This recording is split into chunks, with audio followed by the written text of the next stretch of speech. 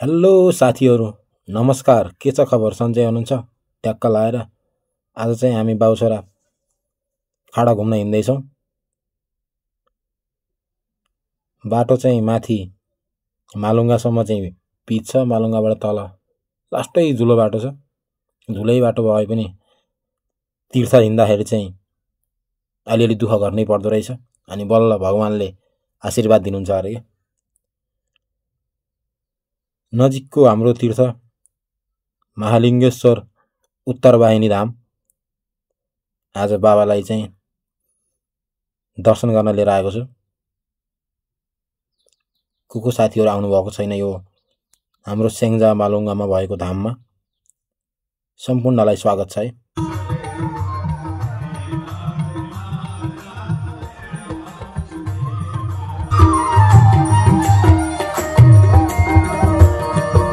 अहिले दिउँसोमा चाहिँ भजन सत्सङ्ग वाचन भइरहेको छ। रातिमा चाहिँ सन्ध्या आरती अनि भजन कीर्तन हुन्छ।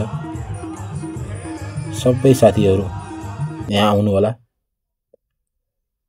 भजन कीर्तनमा रमाएर नाचेर आफ्नो मनमा भएको पीडाहरू सबै बोझ कम गर्नु होला।